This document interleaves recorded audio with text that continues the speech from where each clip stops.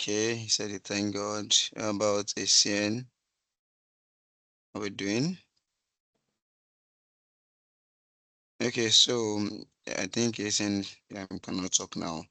So can we just try as much as possible to encourage our people to join?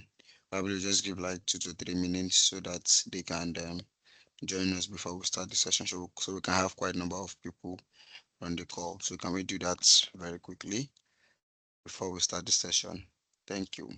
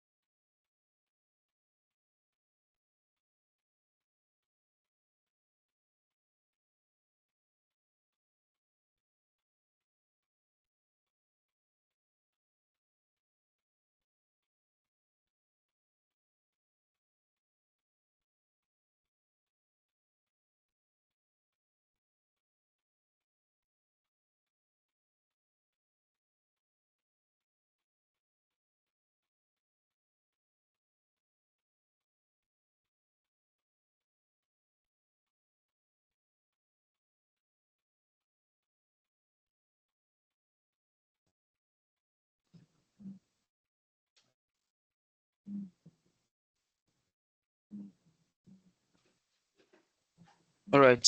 Good afternoon, everyone. Once again, I can see some people join us. So we don't have much time. This is 4 minutes past 2 o'clock. So I want us to start the session. So the session is being recorded, and then for those that will also join us while in the session, they will also catch up with things we've talked about before they join the session. So today we'll be talking about SQL. Now that's structured query language, which is also very important skill, is an important skill for us to have as a data analyst, data engineers, and the likes. So, and here with us we have Shadrack. Shadrack has been a very long time friend. Yeah. So, and then we have been together for a while. So he's here with us to help us out on today's session.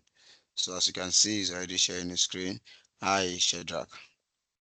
Can you hear me? Yes, I can. Um, Yeah, I want you to have, confirm if everybody can hear me too. I can hear you clearly. Okay. Thank you, Pelumi. Yeah, as Pelumi said, we've been friends for a while. Data friends that has also transitioned uh, to better friends. Yeah, so it's nice to see. I think we're trying to give people a little time to join in, but since the session is recorded, they can always catch up. I think we have about 10 people in the meeting now. That's a good number. But I mean, what do you think? Should we go ahead? Yes, we can go on. We can go on. So we don't waste much time. Okay, so yeah. Before I go ahead, I don't think my video is going to be on for too long, but maybe for the introductory part.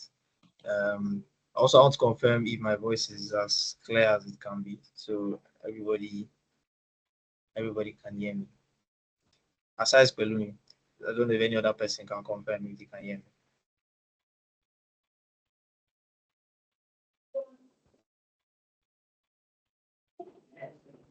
Pelumi, it seems like we're the only ones here. No, we can hear you. Ah, okay, thank you. Tiami, thank you very much. Yeah. Okay, so I'm going to kickstart and then let's see what we can do together. Can you also see my screen? Yes, I have a essential skills. Start your yeah, data journey. yeah, thank you very much. So yeah, so the name already suggests what we are expecting or what we should cover today. So we would be hitting on some essential SQL skills because SQL, as we would delve into and talk about, is a very important skill to know as a data person. Um, Also, it's a very broad language, but yeah, definitely we'll be talking more about this in today's lecture. And also, today's, should I call it presentation or class lecture, is not just going to be just a lecture. Um, we try to get hands-on, so we try to play with some data, a particular kind of data, which we'll see when we get there. So let us let's dive into it. All right, guys. So my name is Shadrack. I'm a data scientist, actually a data analyst by day, a data scientist by night. So I'm kind of like in between both worlds, but mostly or mainly data scientist. So I work for CPI Tech as a data scientist. I do a lot of other volunteering jobs, but let's just stick to this one for now. I've been working with SQL for a while, for over yeah for a while. So I know quite a few things about SQL that I can pass on to someone else. And then my own personal interest actually lies with NLP. So that's my personal interest, trying to build NLP solutions, but solutions that actually focus on African languages because we are actually underrepresented in that space. And then I know how to use quite a lot of other tools, Power BI, Microsoft Excel, Python, and then Azure. So yeah. Before I move over to the table of contents, I think I would also like to, because I said a few things about myself. I think I'd also like to meet people on the call. We don't have too many people here, so I think we can get that done fast. In the chat, you can just tell me your name. Okay, I can see your names. You can just tell me how you got to know about it. Let's see if me and Palumi can do a little analytics, scrape some data here. So let's see how you got to know about the meeting or the class. Was it from LinkedIn? Was it from a community? Is it Fabric's community? Is it the SQL Tribe community? Um, how do you get to know about the meetings? And then where are you in your data journey? Just to get an idea of the audience. So are you an intermediate data analyst, data scientist? Are you a software engineer? Are you proficient in this or that, just a little. So I'll be going through the chat just to see, just trying to meet you guys, one or two people, and then I think we could go ahead.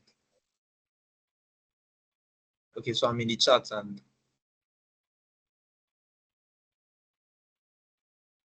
Hey, Shadrack. oh yes, Can you hear me? Yeah, yes I can. can you put Oh, can you they put a cannot. slide on? No, no, no. Can I They put my can slide? type. Can you Okay. put it on presenter mode? Oh yes. Oh, I was going to come to that. I think it was because I minimized my. I was trying to read the chat. Okay. That's fine. Put it this way, I think I'll be able to read the chat again. Okay, Yeah, I'll that's definitely fine. put That's it fine. back on presenter mode. Yeah, I would. So Okay, let's so respond. We are 10 on this call. I said myself and okay, so Shadrack. my people, yeah, let's go, man. I can see Nosa on the chat. Hi, Nosa. I can see Tomisi on the chat. Seems like we have a lot of data people here. Anissa, hi.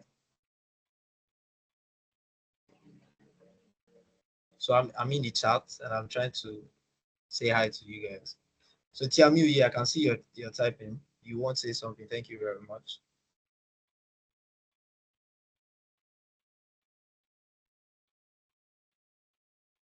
Okay, so it seems like only two people are typing. Okay, guys, let us. I'm trying to make it as engaging as it can be because we have quite a lot of things to do together. Okay. Okay, so maybe while it seems like there's a lot of typing going on, maybe I should come back to that. Okay, so yeah, Tiamu, hi Tiamu. Tiamu is a data analyst. Happy to meet you. And he's an app maker. And he says Mr. Kwelumi is my boss. Mr. Kwelumi is our boss. It's all of us is boss. Okay, hi Tiamu, nice to meet you. Good afternoon, sir. My name is Nosa. Nosa, please, you don't do sir for me. I got the invite from a community. I do hope to learn. Yeah, we have a lot of whiners in the house. So Nosa, please don't call me sir. Yeah, I know Nosa. So yeah, on the personal level, I actually do know Nosa. Hi Nosa, it's nice to meet you. Anissa, hi. Oh, Mr. Tomisin, hi, nice to meet you. Yeah, Tomisin is a data analyst. He's a Power Platform developer, and he's also Microsoft certified. Yeah, he's Microsoft certified. I think I also have that in my have that in on my LinkedIn, MCDA. The nice title, Microsoft Certified Data Analyst. Nice to meet you, Tomisin. Yeah, I think Anisat is typing. Okay, so guys, I think I might just have to dive in at this point.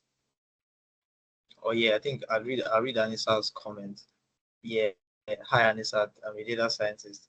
So Anisat is my only person in this place. So the only data scientist that we have here. Please, if there's any other data scientist in the house, you guys can signify it. It'd be nice. All right, guys. So I think I can stop sharing my face. It was nice meeting you guys. So we could just get into business.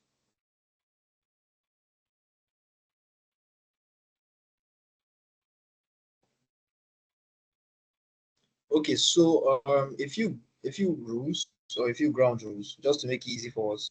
If you have questions, you can please type them in the chat. I'll come back to the chat and read them. But if you think the question is very urgent or so urgent, you could also just interrupt me. But I'd prefer that you just type in the chat because when you interrupt, it almost disrupts or sometimes disrupts the flow of the class or the flow at which I move. So preferably if you have a question, put it in the chat. I'll come to the chat and I'll read them as soon as I can. But if you also still think that the question is very urgent and I need to attend to it in that moment, you can just unmute yourself and speak or raise your hand. Then maybe Pelumi will give you access to speak. All right, so I'll speak to Pelumi and Musin. I don't think Musin is on the chat currently, but I don't know how long or how many classes this is going to be for, but this is the things that we hope to cover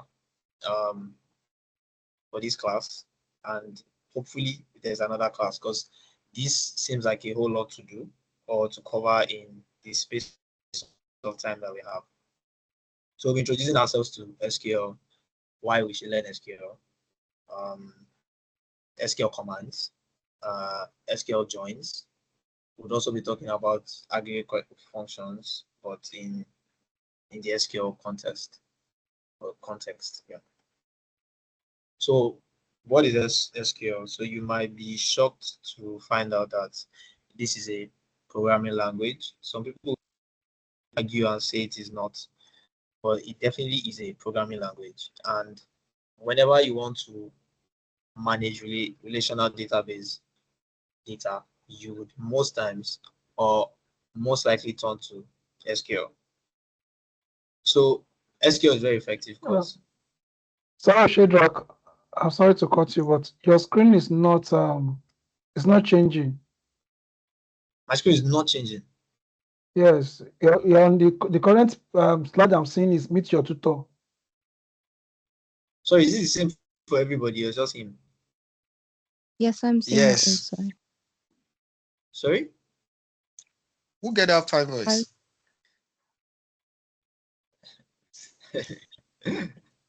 Please let's focus. So it's just moved now. Okay, so So how it's about now? moving now. Is it fine now? Yes, from my hand. Please, can anybody confirm? Table If of it- contents. Table of content. It's Okay, what fine about now. now? And What about now? Did it change or is it still table of content? yes, it has changed. To New sorry. table of content. The table of content. Okay. I think I think when I project or when I put it in presenter mode, it doesn't seem to change. Kalum, is there any reason why that's it? No, it wasn't on presenter mode. Can you try presenter mode now? Let's see. Okay, so let me put it on presenter mode and try to change the page. Mhm. Okay, how about now, guys? Is it changing? Because I've gone like 2 pages away from the table of No. content. No. It's not It's not. changing. It's Okay. not. It's not not. It's changing. not on presenter mode yet. Okay, you know what? I think maybe I should just share my entire Stop. screen. Probably stop sharing and share again. Let's see. Yeah, I'm thinking I should share my entire screen.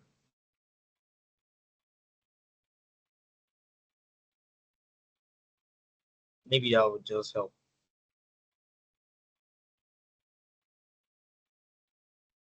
Okay, how about now? Is it changing now? Like this. Yes. Yes. Yes, it. Okay, yeah. I think that was the problem.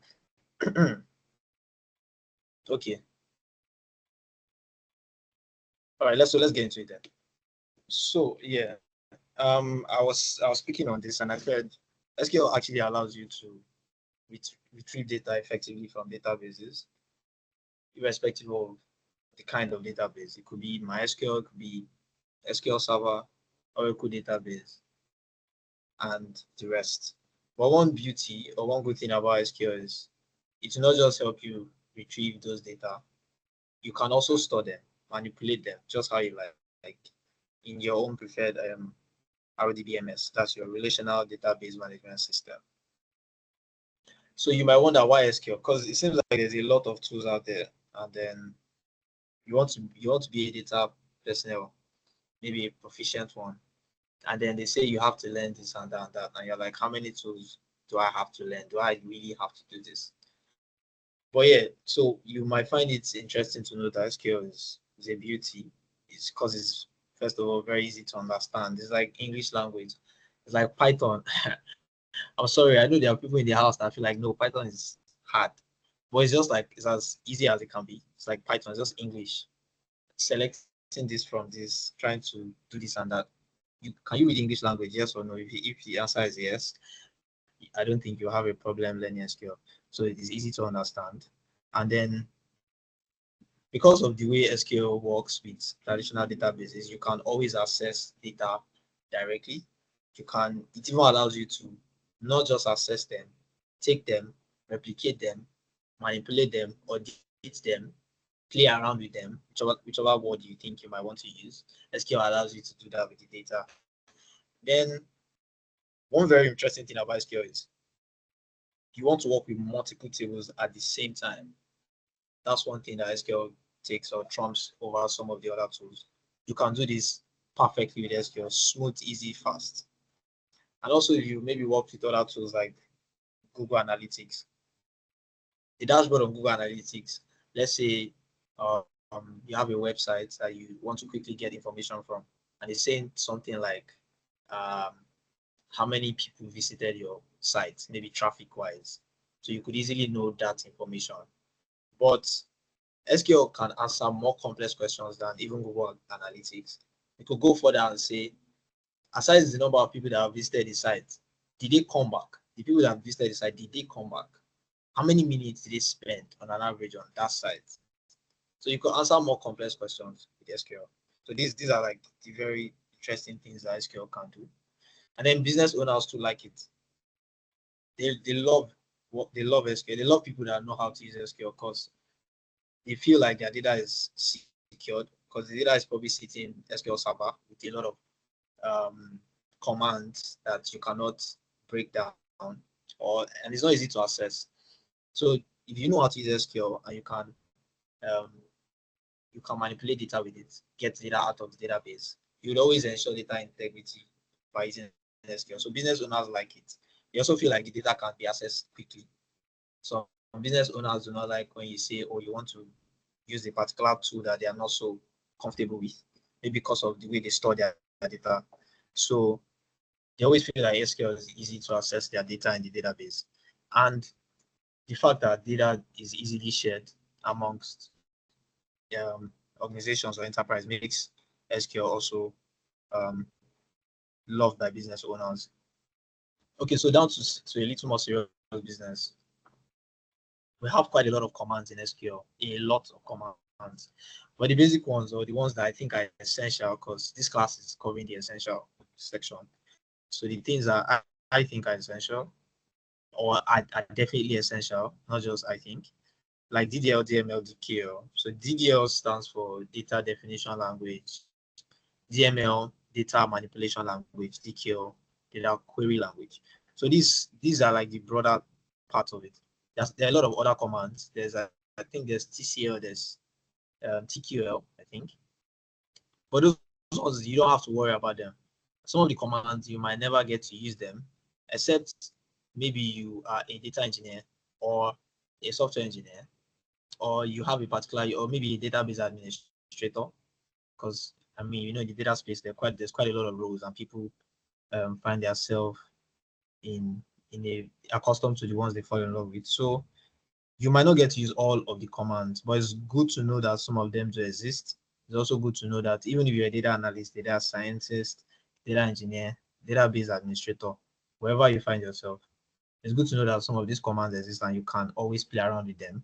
And it also helps you to work with other people in your organization that work in the other roles. So what are DDL commands? Now, whenever you want to change the structure of your table, whenever you want to work with table and you want to delete a table, alter a table, just mess around with the table, you most likely or definitely use a DDL command. You use commands like create, alter, drop, truncate. These kind of commands, you use them in SQL for table manipulations. Now you have to be careful with commands like this because they sometimes or most times are very permanent. So if you create a table, it moves into the database. That's a big step. If you delete a table, you might not retrieve it again. So you have to be careful with DDL commands because they sometimes are permanent sticking. And then DML commands. So this one, if you want to modify the database itself, now you want to do things like maybe insert a particular value into a particular table that's in a database. You want to update an information or put a clause or something that says upon doing this update or delete. So you work with DML command. So do not get them all mixed up. DDL when you want to work with tables, DML when you want to modify the database itself.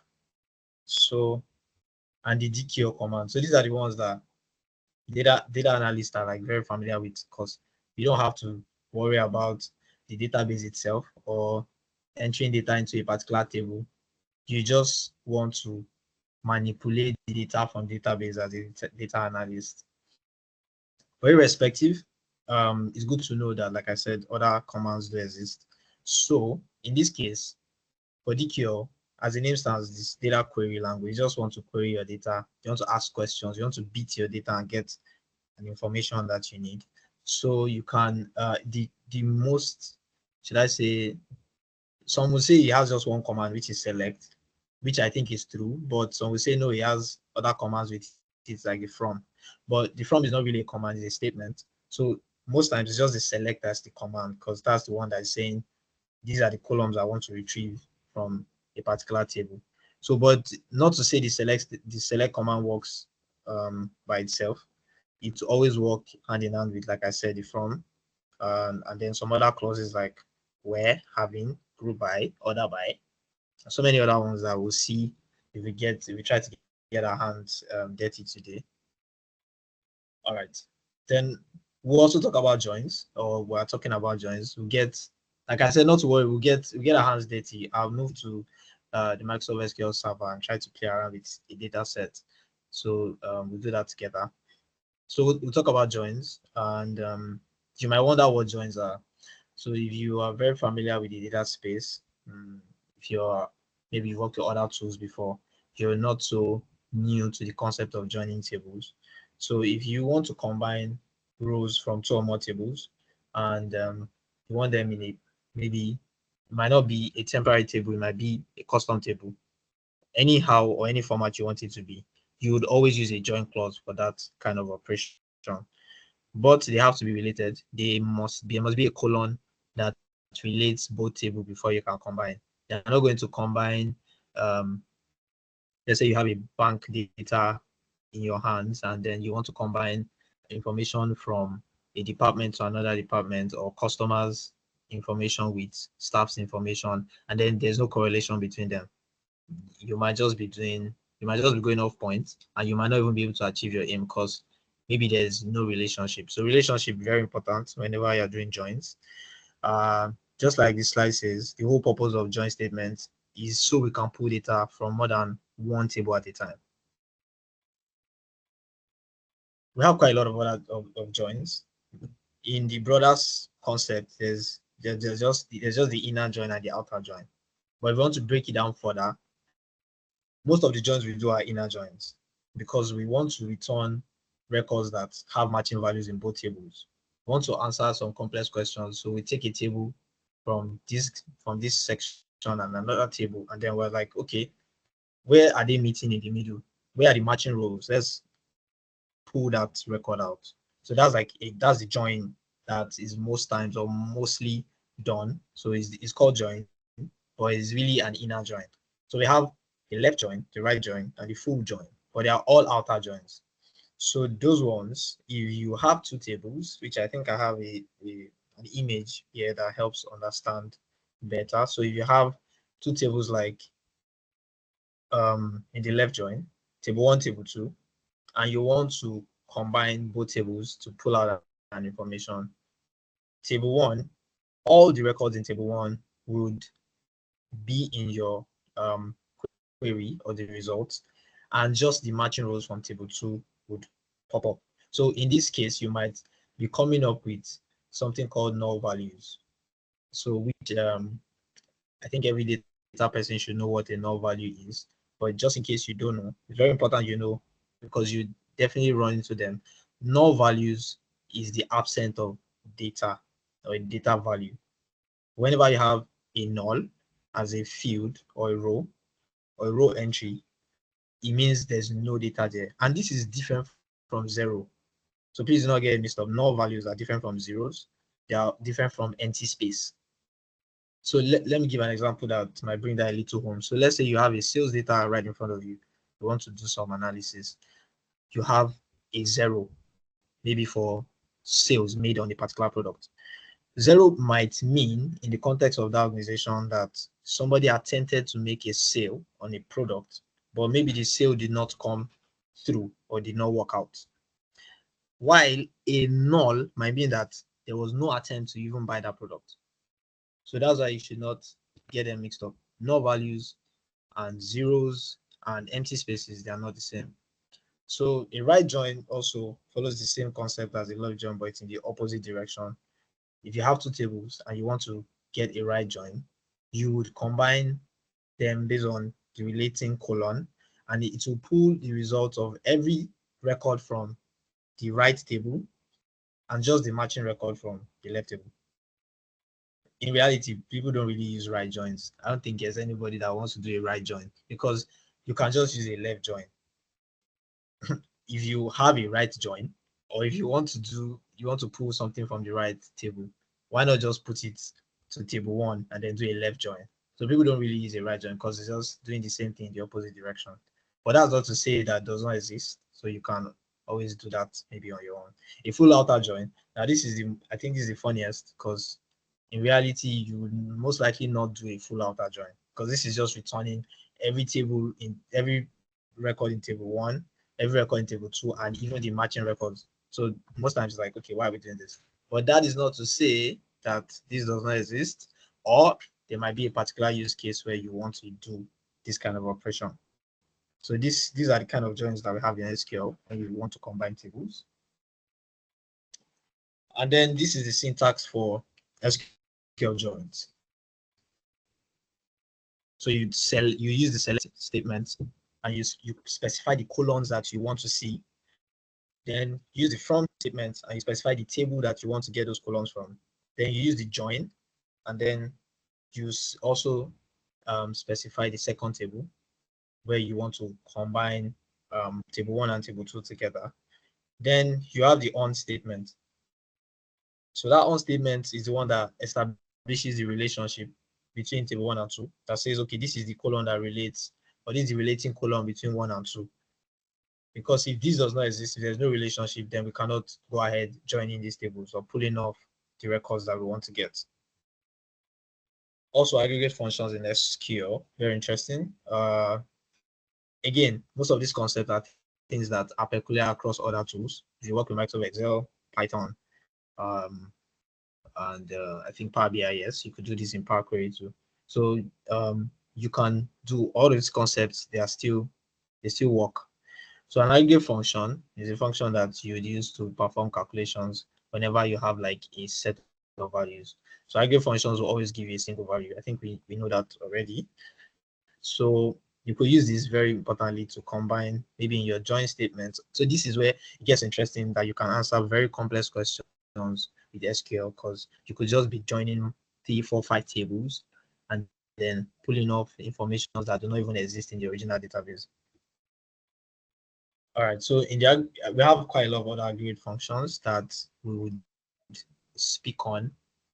Maybe not today, but yeah, maybe in the next class if we have enough time to play around with our data. All right, so aggregate functions are often used with the group by clauses of the select statements. Whenever you want to pull off an aggregate function, you have to call the group by clause, or else it will not run. So the group by clause will see that in action, and then the group by clause will always make sure that the data is grouped into values and aggregated, because that's the point, aggregation. So it aggregates it based off on the conditions that you have specified in that particular scenario. So all of this might be sounding like it's a lot of theory, but when we get to the Microsoft SQL Server part, we'll see how that works in reality. So some other, or the most common ones that we probably know across other tools, the mean, the max, the count, the sum, the average. So everything here would ignore null values. Remember when I spoke about null values? So everything here would definitely ignore null values except for the count function. So the count would not ignore null values, to count it, because count is supposed to count the number of rows that are present in a particular table, irrespective whether it is null, whether it is not null, it will just count the whole thing up. So yeah, that is That's interesting to note. Also, we do have quite a lot of concepts that I think we should talk about. Okay, before I even go into this, I don't know. I think I'm assuming everybody knows the mean, the max, or do I have to define it? What mean does? Okay, let me just go ahead. So mean will always return the smallest value that you have in a selected column. So you select a column, it will give you the smallest value. The max will do the opposite, give you the largest value. If you use the count function, you will always get the number of rows that are in a set. If you use the sum function, you give you the total sum of a numerical column. Very important to note that it must be on a numerical column. The same thing with the average. It has to be on a numerical column. So this will give you the average value of the selected numerical column. So yeah, although I'm not speaking to a lot of people that understand most of these concepts, but I just have to spell it out sometimes. Okay, so again, because I might be speaking on a lot of things. I might just subconsciously say things like primary key, foreign key, and in case anybody in the audience doesn't really know what it is, I think it makes sense for me to try to explain some of these concepts. So primary keys, if you have a colon, if you have a table and there's a colon that is unique, it's most likely a primary key. So primary keys are the unique columns in the table. Sometimes it might not just be a colon, it might be a combination of colons. It might not just be a colon, but most likely a colon. So if you have a table that, let's say you have a product table now, for instance, the product ID would have unique values. Like every product is not going to be having the number of the next product. So that ID is a primary key, is a unique colon. While foreign key is a colon, same as a primary key, or might not be a colon, it might also be a combination of colons in a table that gives you the link between the data in both tables. So remember in the other time when I was talking about joins, I said there has to be a relationship. So you see, let me go back and see the syntax for that. So you see the syntax where I said table 1 dot colon equals to table 2 dot colon. Now those colon in both tables, they are the primary and foreign keys in both tables. That's the relationship that exists between them. So the foreign key relates or is the linkage between both tables. The foreign key exists in table 2. It might not always be like that. I'm just saying. So table 1 dot primary key, table 2 dot foreign key. It could be the other way to still work. You could take table 2 dot colon equal to table 1 dot colon to still run. But just keep that at the back of your mind that it always refers to the primary key in another table. That's the foreign key. It stands as the relationship between them. Okay, so I think it makes sense also define what a table is, because I keep saying table this, table that. So if you have related data and you want to store them in a structured format, that most likely is a table. If you have a quick idea of that is maybe your Microsoft Excel, you have a table that has like rows, columns, and then the columns they always have the same data type. Every column has its own unique specific data type. And then the rows will have a value. And the rows most times are like the observations.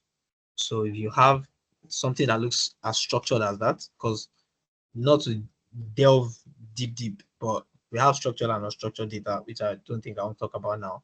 But that's like an example with structured data. Tables are structured. So they have a unique defined what should I call it now? Unique and defined maybe pattern. So, and the pattern is in the rows and the column concept. So if you have a collection of related, very important, like I said, related data, then and they have to be in a structured format, then that's a table. Then what about database? So databases are like the organized collections of structured data. So most times databases are electronically stored.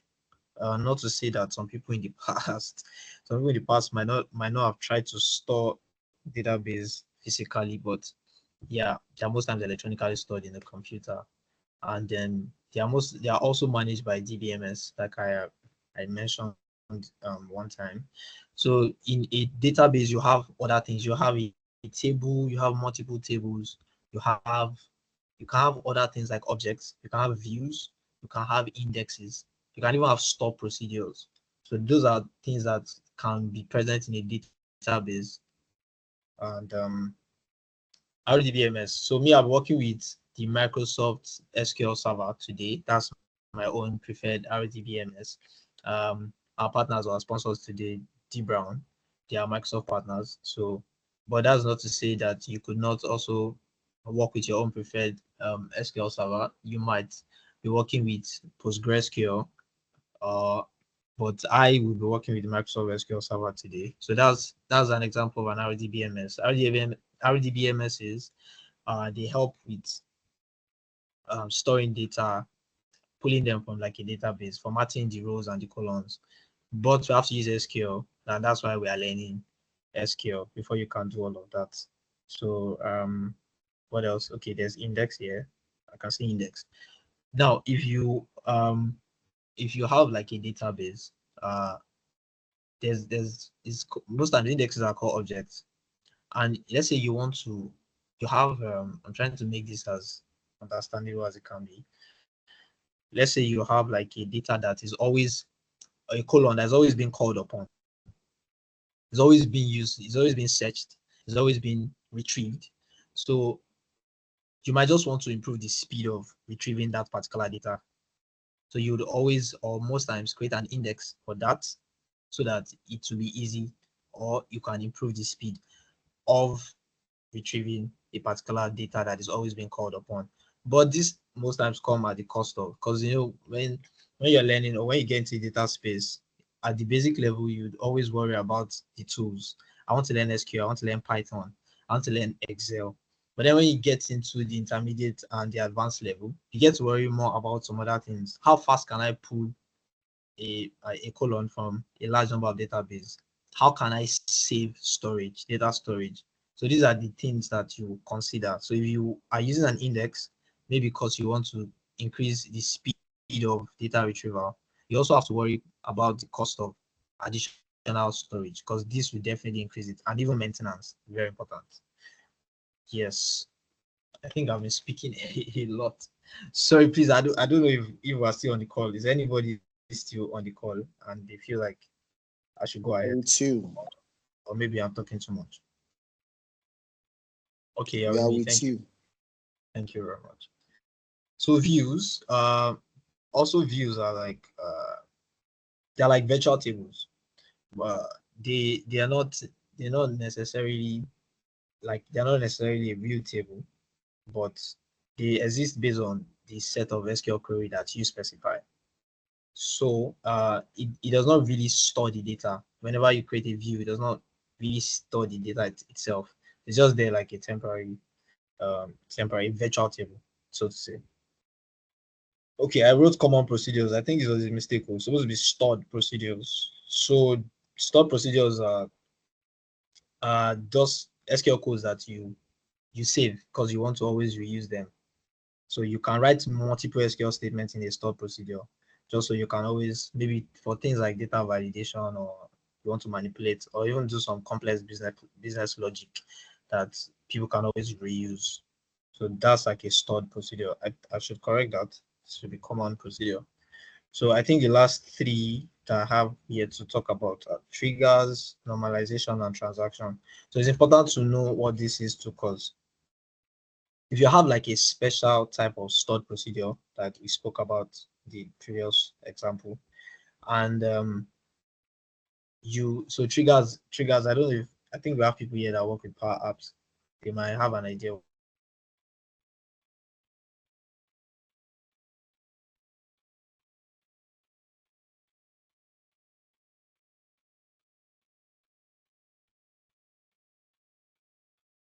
what triggers are. What the Hi, Shadrack. trigger is. You have a stored procedure, and you Hi, Shad-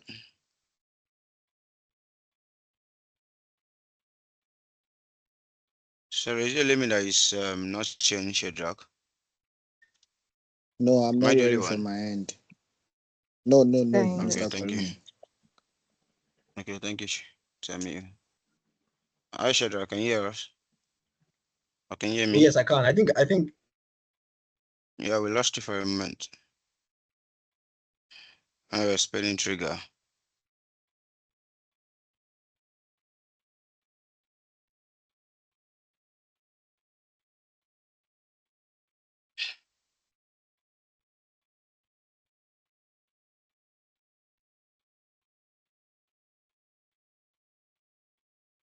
Hi, Shadrack, are you here? Okay, so let me get to him that we can hear him. Hi guys. Can you hear us now? Can you hear me now, Shadrack? Sorry, I'm in Nigeria and this is.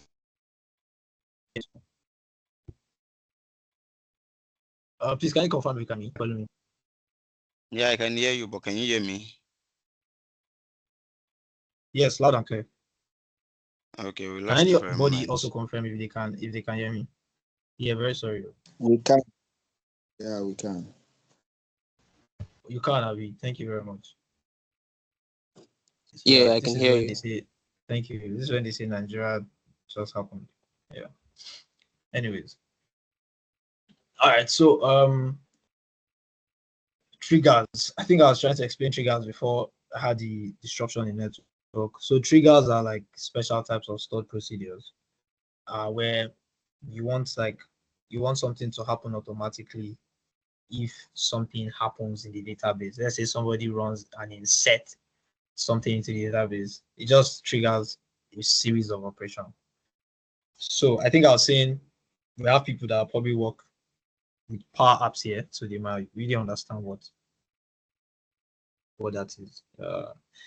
So normalization and transaction. So normalization is just the process of you organizing your data in the database, where when you want to reduce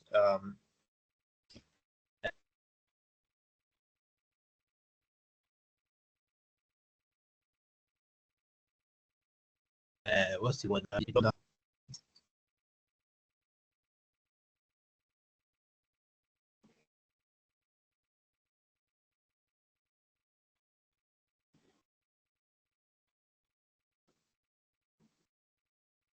Hi guys, again, so sorry.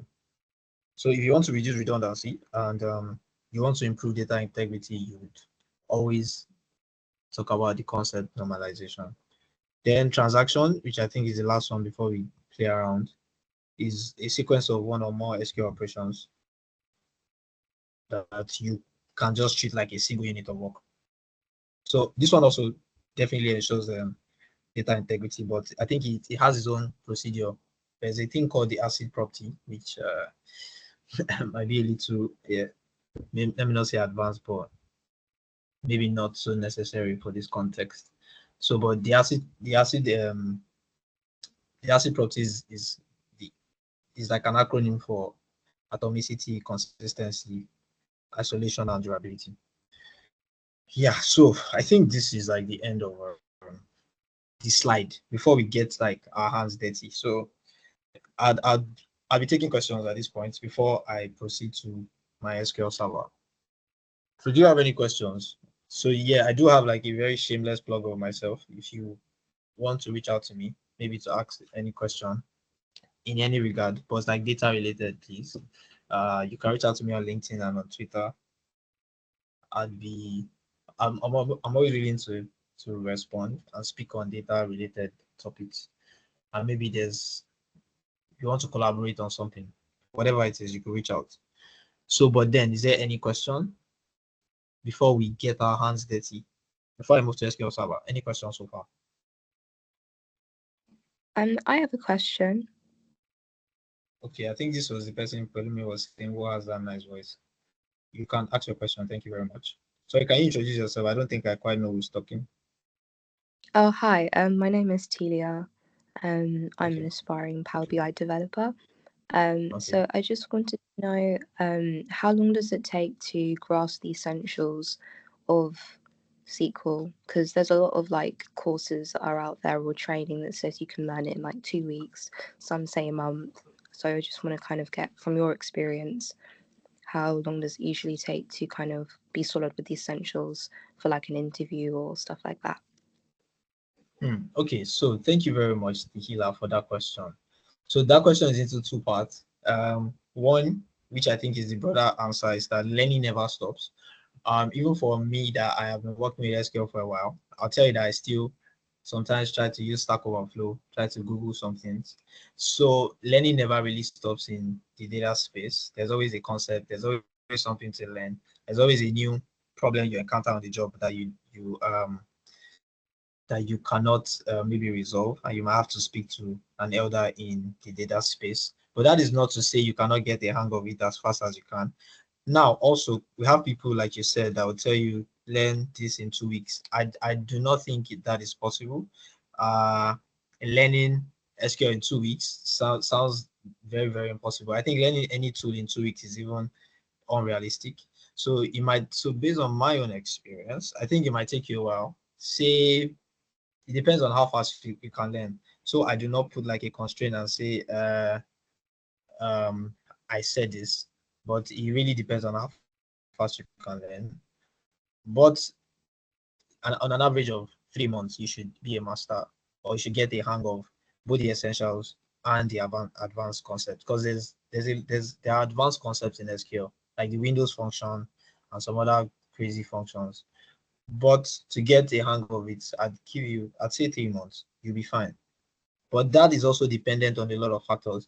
The amount of time you put into it, because it might be lesser if you are putting, say, 10, 20 hours per week. And yeah, that might just fast track your learning. But on an average, based off on how others have learned in the past, on an average, I think you should put your hand on your chest and say, yes, I know SQL. If you start and you get it done in 3 months, and you can always use it to shoot for a job, yes.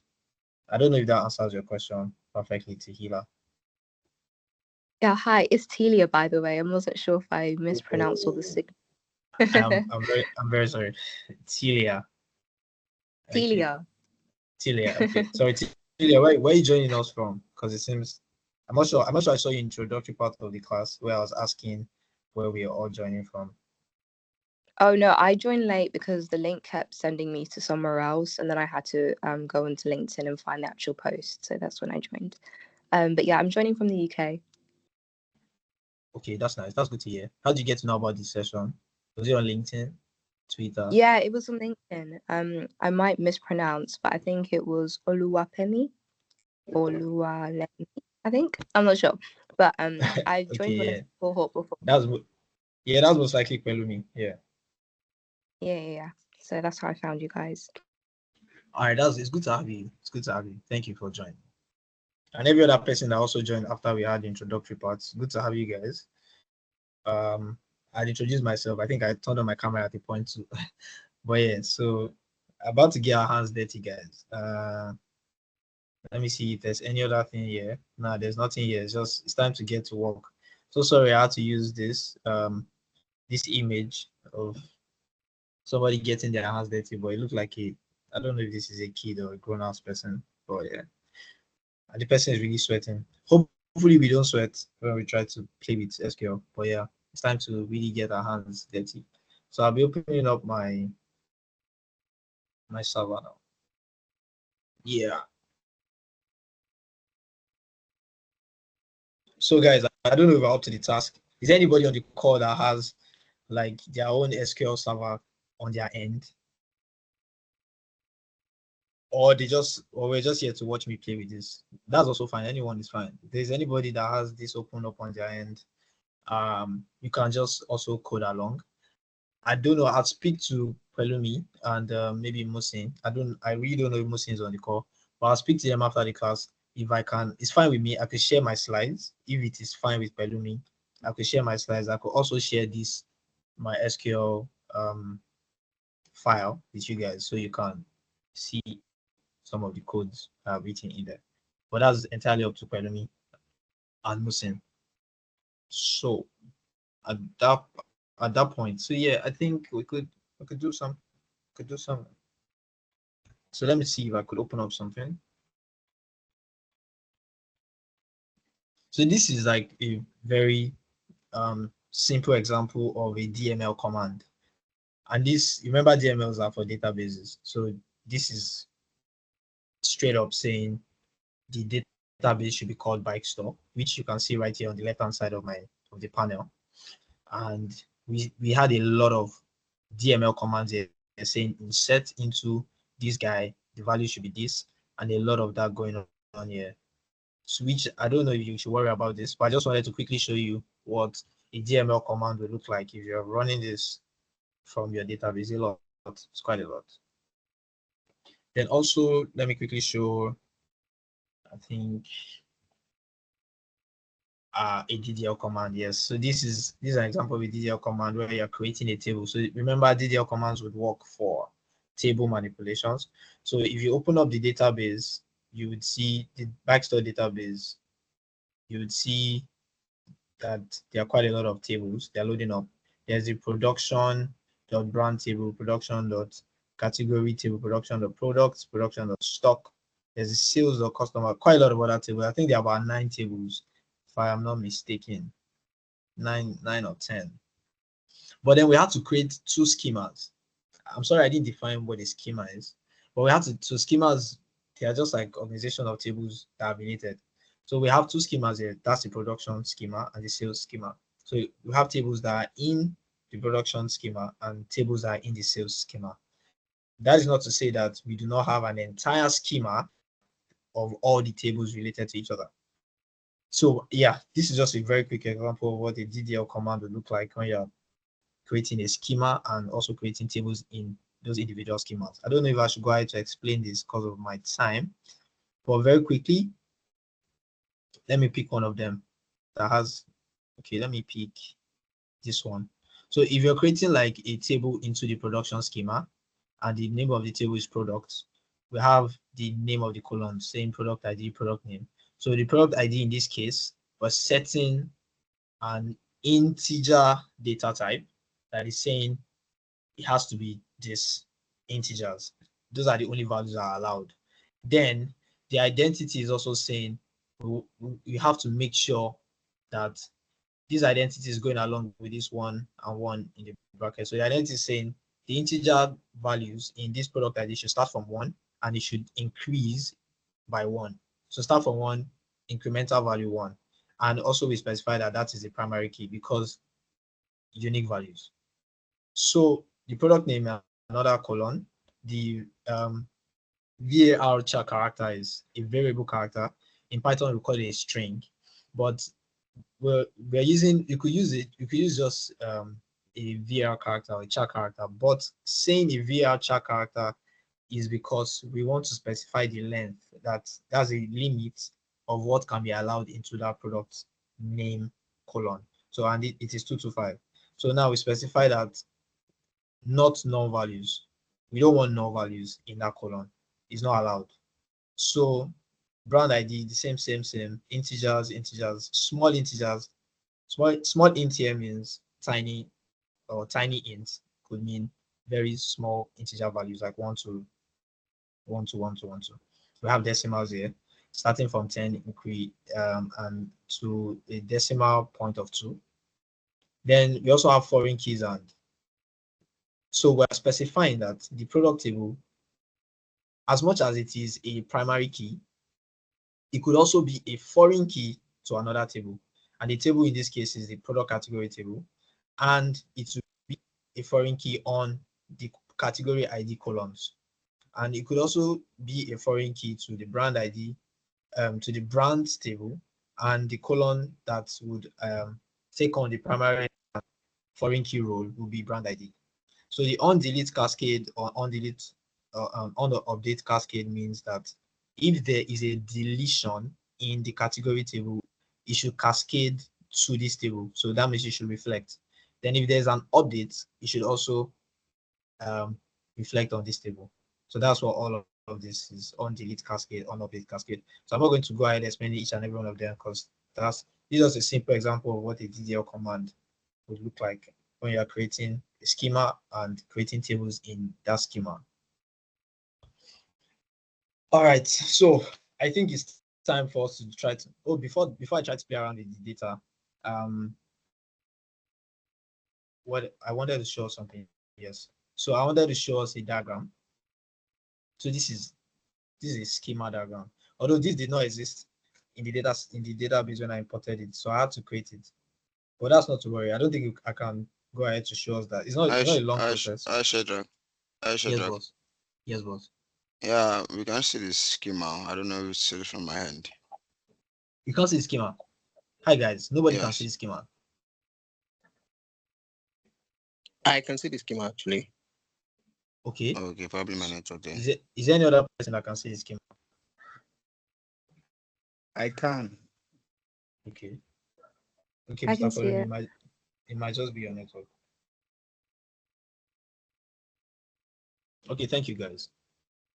All right, so this is the schema of the whole. These are all the tables, and we have two schemas here, the sales schema and the production schema. But each of those schemas do have tables, like the staff related to the sales, orders to sales, stores to sales. Then we have production somewhere at the bottom, and this. So stock, products, categories, brands in the production schema. So these are all the tables and how they are related. So if you look at the direction, it's telling you that there's a primary key to a foreign key relationship. Somebody's unmuted. Someone wants to ask a question. Okay. So there's if you look at this, it shows that there's a key here and there's like multiple dots here to show that there's a primary key in this table relating to multiple values here, which are like foreign keys in this particular table. So remember, primary keys are unique values, and the foreign keys are the relationship in the that relates to the other table. So that relates to the primary key in the other table. So this is just a quick. So this is important to have a schema diagram. Very important to have, just because if you want to do a join on a table or multiple tables, you might have to come back here to check if there's a relationship between 2 or 3 tables. Let's say we want to answer a question like um, which customer bought quantities or ordered quantities above 2 or 1. If you look at it, this is the customer table, this is the ordered item table, but they seem to be far apart. There's no direct relationship, but there's a relationship with the order table and the order items table. So you might have to go this route first, then go this route, establish the relationship, which we'll see very soon, or if time does permit us, because I think I have an hour left, if that's fine with us, to try to play around with this data. I have a really quick Okay, question. just to How confirm do you again. Yeah, you can go ahead. Hi, no, I was just questioning, like, how did you create the diagram? Because I know you can make it in Power BI in the data model section, but I'm not sure in SQL how to do so. Okay, so I think I did mention that I was going to show us that, but I don't know if it's fine with us to. Yeah, it's not. I don't think it's something I can quickly do. But if you have this up, let's say you have imported. Okay, to even make it simpler, I don't know if we even know how to use the Microsoft SQL Server Management Studio. But if you know how to do all of that, download it on your system. If you do not, please, you can reach out to me again. Like I said, you can reach out to me on LinkedIn or Twitter. I'll give you like a link that could make it easy for you. So you could download this on your local drive, try to install it, try to import the database. I'll also give you a link to the database. Then you can import into your local drive or your system database. Then you come to, so if you open up the bike store, and then you see all the information about the bike store. Now, if you come to the database diagram, you most likely not see anything there because it wasn't created. So I created mine, but you could right click on that, try to click on this new database diagram, then try to add as much tables. I don't want to mess up what I've created already, so that's why I don't want to go further with this because I already have it. No, But that's fine. this is this is the procedure. So you get to add all of this, then it could try to automatically create the schema for you. But you could check, verify to make sure that the relationships are fine. But I think they'll most likely be fine based off on the fact that the original SQL statement that was written, that's the DDL command and the DML command, they already referenced the primary and the secondary keys. The primary and the foreign keys, yes, still secondary keys. So I think the relationship will be fine, but this is the step or the process. So you could just select 2 tables if you want, or you could just select all of them if you also want. Yeah. Okay, thank you. Or you're welcome. All right, so I think that answers that question. All right, guys, so let's try to answer some questions.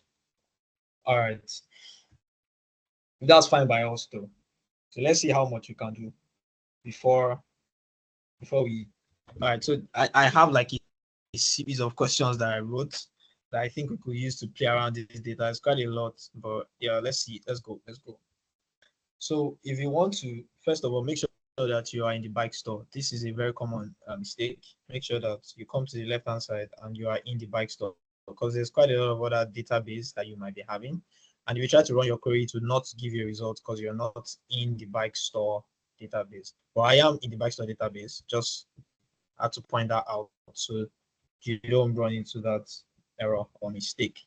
So first question says, display data in the product name, model year, list price colon of the production.products table, and limit the output to only the first 15 rows.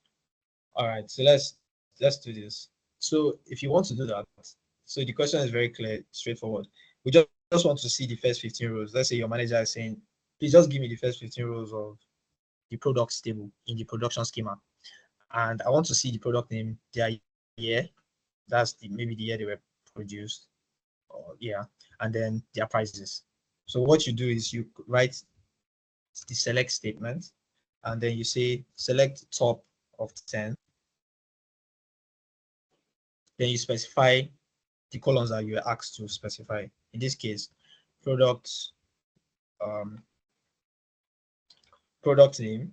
Okay, so but let me before I write all of this, let me just show you something. So what makes it easy for me to write when I want to write SQL statements and I want to answer questions, especially business questions, I have to make sure I always write the select statement and then I write the from statement.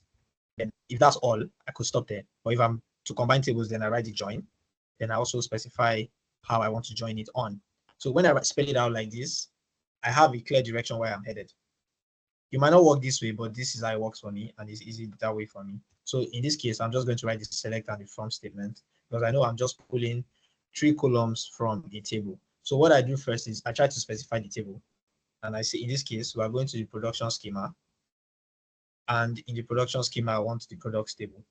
So I have IntelliSense here helping me suggest. As you can see, it was suggesting and I was clicking on it. The good thing about that is you might make a mistake and say products. And it was actually recorded as products with an S. So it's always better to just click on the IntelliSense so you don't make mistakes. So now the question again says, we just want the top 15 rows of the product name, which to make it easy, let me just copy this. The product name, the model year, because those are the names of the column, and the list price columns. Oh, sorry, the list price column. All right, so with this, you can just run your code and get it. Also, one thing I need to make us understand, this is very easy to read. Select statements on a line, the from statement on another line, easy to read. Not to say, because if you've ever worked with Python, because I write Python codes to quite a lot, indentation matters. But in this case, indentation might not necessarily affect your output. But for readability and also for reusability, it is best that you write it this way. It's best to write your select statement on a separate line, your from statement on a separate line. Not to say it will not run, because I could put this all on the same line just like this, and it will run. But when you start writing complex queries like cities and temporary tables, you might just have a lot of codes written up and it just be a lot. You might just mess it up, or it might be harder for someone that doesn't understand what you have written to understand where you're headed. So it's best, again, to always make it easy to understand, spread them out. Let the select statement be on a line, the from statement on another line, the join statement, your where by clause, your group by clause, your where clause, everything just on separate lines. You could also, some people also try to write this way. They say like this, and they also try to write like this. Anyone that makes it easy for you to understand. But I always try to put mine on the same line. So I put all the columns on the same line. So with this, you could Also, another thing to note, I'm putting a semicolon here before I run the code. Now, in Microsoft SQL Server, it will run without the semicolon. Let me just show you. I could run this. Now, to run this, I highlighted all the codes I wrote, and then I click on execute. You could also just use function F5 on your keyboard to make it easy. So this runs. Now, if I put the semicolon and I run it again, it still runs, no issues. But if you're working in, let's say, PostgreSQL, this will not work. You have to add the semicolon. If you're working in some other servers, it might also not work. So just so you are consistent, it is best you just learn it this way. Get used to putting the semicolons, because you might just be working in an organization that they don't use the Microsoft SQL Server, or they use PostgreSQL or whatever. And then you're writing codes and they are not running just because you forgot a semicolon. So you can just leave the semicolon on this line or put it at the end of the code, like in this case. So it's just good to get used to writing this way. Always make sure you space out your work for readability and for reusability. All right, guys. So this answers the question. Also, if you're writing this in PostgreSQL, you might have to write this in a different format. It might be this way: limits of 15. So limits of 15 will not work. Remember, the question says first 15 rows. So if you look at the result, which is down here, you can see, let me bring that up a bit for us to see. You can see that there are just 15 rows. And those are the names of the columns that we said we just wanted to see. The product names of the bike. This is a bike store. Let's assume we are the data analyst for a bike store organization, or it's an organization that sells bikes. They produce bike and they sell bikes. So we just have the product name of the bikes, the model year, and their prices for the first 15 rows of our data set. So you could also be doing this just so you have an idea of what is sitting in your data, just like a quick view. Again, so I tried to mention that if you're working with PostgreSQL, you might have to write this code a different way by using the limit. But if you're working in the Microsoft SQL Server, you don't have to use limits, just use top. Top works. Limit will not work here. So this answers the first question. So if you write this, or you wrote this on your end, or if you're watching this, congratulations, you just wrote your first SQL query. And you can see that this is as easy as it can get. Do you have any question, any objection before I go further? So next question, I'm going to assume that there's no question then. So next question says, write a query. You could try to attempt this on your end as I am. You can just try to think as I'm trying to write the code that, okay, what direction should we head? So again, to make it easy to understand. So it says, write a query to return the 10 elements. So in the order stable by something. So earliest, meaning the ones that came first. So write a query to return the 10 earliest orders in the orders table, then include this guy. So include those columns that were specified. So because I know what is in the orders table, I'm familiar with the data set, and I know it's from the sales schema. I'll just go ahead to save our time. So sales dot orders. So that's the orders table. And then it says we should include the order ID, the customer ID, and the order date. But then the question now says, this would run, this is fine, this would run. But the question gives us a clause, and the clause is, we just want the 10 earliest. It's not the same as we want the first 10, because the previous question says, give me the first 15 rows. So that's the first 15 rows is based off on the way it is in the database. But in reality, it might not be the way it is. So we want to know the 10 earliest orders. So these are SQL can answer really complex questions, not just the first 10 data in the orders table, but the first 10 earliest. So we mean that we have to order by, so this is a function that says order by. So we want to order by the order date. Then it says 10 earliest. So remember, you have to use the top 10 of the other date. So if you run this, you should be fine, definitely fine. So we have, this is what that was requested of us. Although this, I don't know what information this is answering, but this gives you the first 10 LAS orders and the customers that place the orders, their IDs.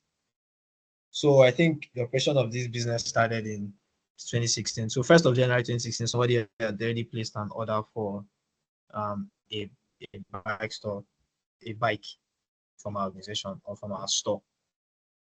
All right, so there's a lot of questions that I think I really want to answer all of it, but I'm afraid that time might not be. I don't know if I should skip some. I think I should. Okay, let me try to answer. This one looks like something we can answer based off on the other ones. Product ID, product name, sort by the product ID in ascending order. Then okay, so this one looks a little complex. So this one says, okay, so I wanted to mention also, if you're writing codes in Python, you might want to make comments. So the same way I made comments in this notebook, where all of this is not running and is a comment. So in Python, you might be using the hashtag that says, you might write a comment this way, say hashtag something, something, something. So it's a comment. But in SQL, you have to use this // but it is for a line. So in Python, if you want to do a multi-line comment, you might have to do something like this: 1, 2, 3, then close it with 1, 2, 3, and then write inside of it. So, but in this case, if you want to do a multi-line comment, I think I did that somewhere here. So yeah, you do something like this: the slash and the asterisk, then close it with the slash and the asterisk. So that would allow you to write multiple lines of comments. I just wanted to point that out to us, just in case we want to try to make comments while we're writing our code. So if you want to write a query, like in this question, I think I like this question. Write a query that displays the product ID, the product name, the price list for all the products. So this tells us that we're going to the product table. Then it says sort them first. So this question is interesting. Please sort it first by the product ID in ascending order, then by the category ID in descending order. All right, so let's do that. So select from, and then we know we are ordering by, so might as well just write that down. So order by. So the question says we should do the product ID. Okay, so this one is not suggesting, because I have not specified the table. Let me specify the table so it makes it easy. So from the production table, from the production schema, the products table, please bring the product ID, the product name. Please, if you have any question, you can stop me, and also the list prices. But the question says we want to first of all sort it by the product ID. That's what it says, in ascending order, and the category ID in descending order. So you just put a comma, and then you put the category ID in descending order. So to do something in descending, you have to use a function called DESC. So this says descending. So you run the code. Oh, sorry, press the wrong function. All right, so this is it. So if you look at the product ID, it is in ascending order from 1, 2, 3 down to whatever. And okay, so the category ID is not specified here, so we cannot see that it's in descending order. We can add it just so we can see how it looks like. Category ID. Let's run this. All right, so if you look at the category ID, you can see it is in descending order. So it's starting from 6. Let me draw this up. Starting from 6 and it's going all the way to 5, 4, 3. And then product ID is in 1, 2, 3. So this can answer like very complex business questions where we want to see something in that, want to see our data in a particular way, in a particular format. So this is interesting to note. I think I'm skipping some questions at this point. just to make it faster for us. Let's do this. This one looks interesting. Pull the first 5 rows and all columns from the other items table that have a list price greater than or equal to 1,000. So let us do this. So select the first 5 rows. So it means we're doing something like a top 5 from where? From the other items table. And the other items table is in the sales schema. If you can see to your left, sales the other items. So we're just going to do that. Say sales dot other items. Hi, Shadrack. Yeah, yes, boss. Yeah. Sorry, for the top 5, is it a must we use what's it called, the bracket? Can't we just say select top 5, or is it must we must use the bracket? So that's a very good question. So I'll show you. So when we write the code, I'll just show you. We'll remove the bracket and then we'll see the result. So very good question. It's also very interesting that if you have questions like that, you just always try them and then you see the results in real time. Okay, so it says, so now I'm introducing a new clause, or not really introducing, because I think we mentioned it in the slide section.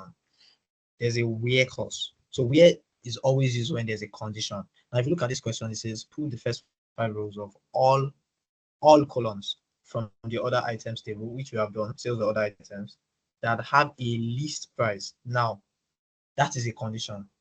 List price greater than or equal to 1,000. So what we do is we call the list price, and then we give it the condition. The condition says it has to be greater than or equal to 1,000. Then we put the colon there. So remember, there's one interesting thing here, because you can still see there's a red line from the from statement. It says that there's an error with our code. We are forgetting something.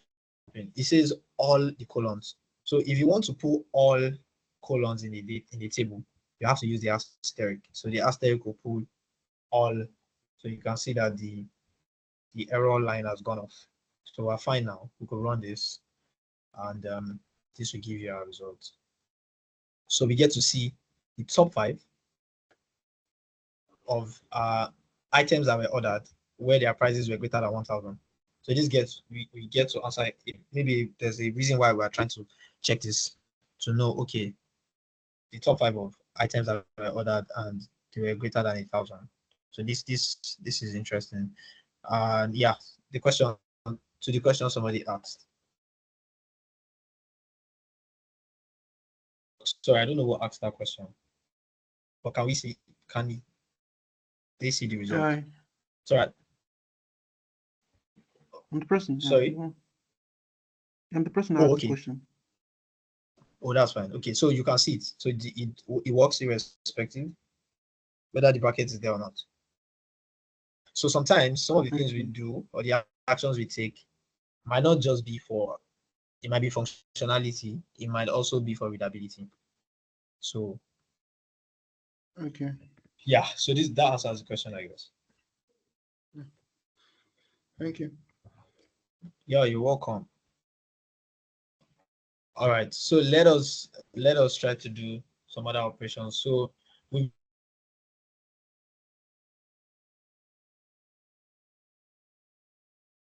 been working with, we've been asking some business questions. Some business questions. Again, I could fill up all these codes.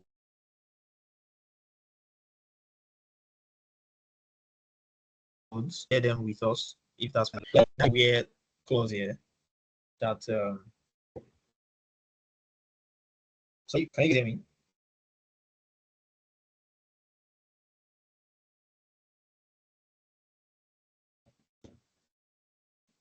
I can hear you, Shadrack. Okay. I don't know. Okay, thank you. All right.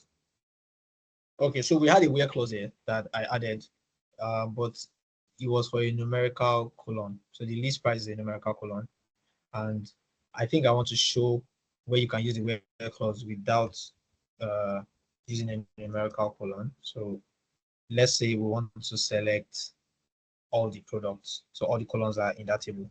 Select all the products from the products table, production.products table, with the where clause saying that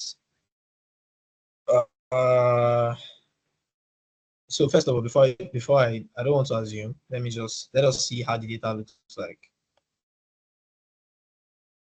So okay, so with this data, we have a product ID colon, a product name colon, brand ID. Okay, let us say we want to know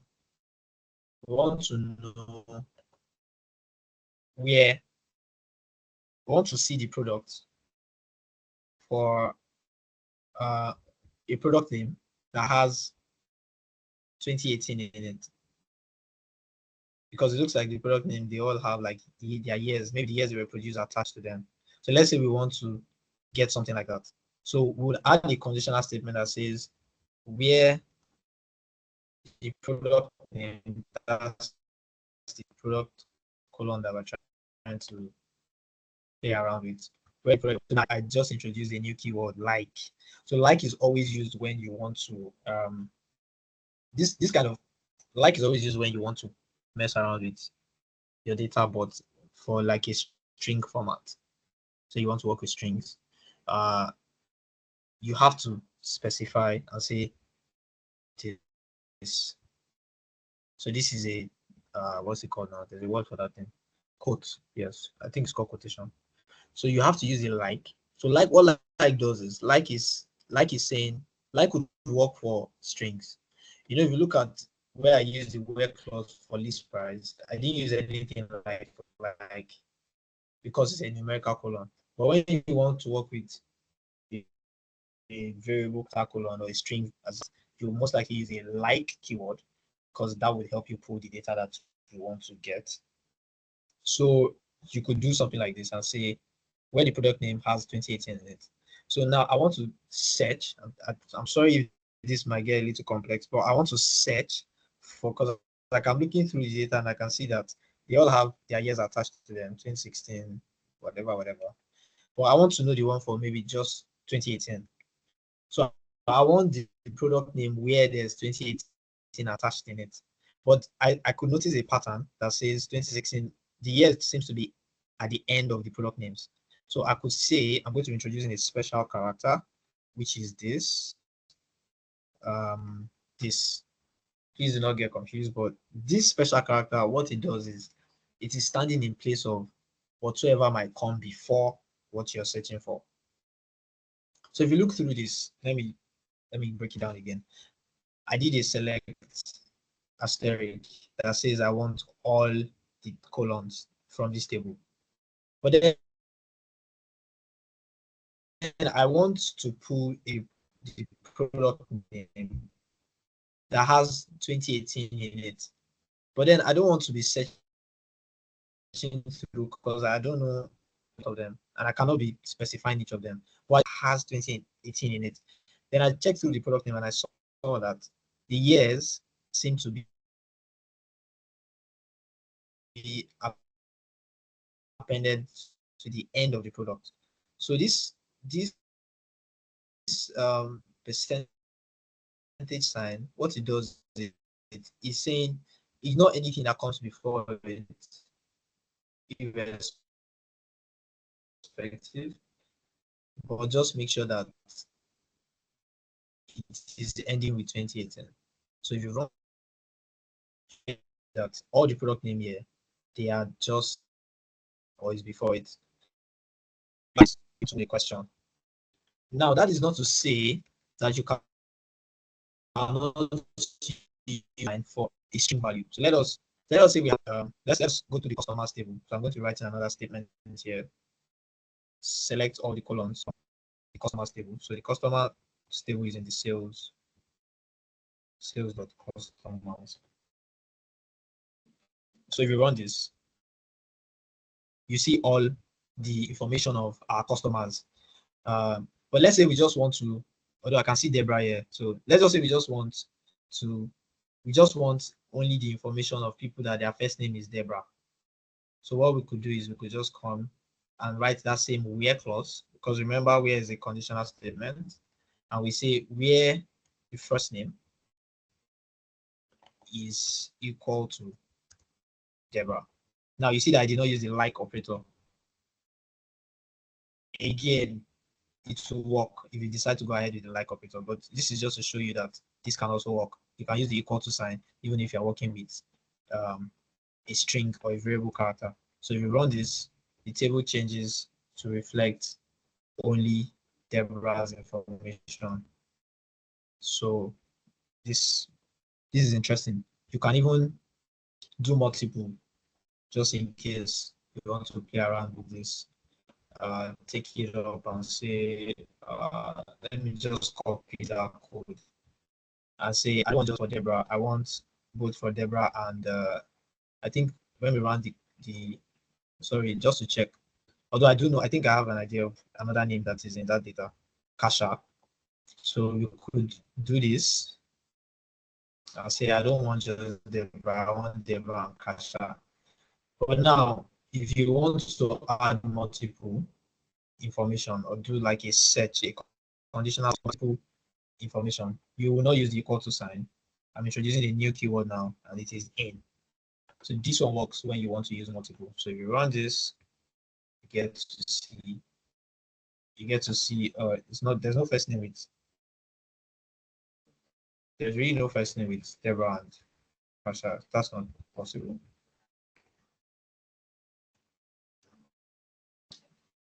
Okay guys, I don't know, that is not supposed to. Okay, I think there's a No, I sorry, think there's I think you're not yeah, I putting thought, you are not yeah, closing the each for each name. yeah, I just found that out. Thank you very much. So yes, yeah, so we seem to have to cache out and one Deborah. So you have to use the in keyword when you want to search for multiple in the where clause. So I'm sorry, I just seem to be introducing some new concept, but yeah, I mean, these are like the essentials if you want to keep answering questions. So let's try to answer one very interesting question. I think I wrote like a couple of questions here. Let's answer this one. So let's say we have like the customer table again, and then we want to fetch records from the customer table, but this time we want the first name with the letter van. Now I'm going to be using that same percentage sign to show you something.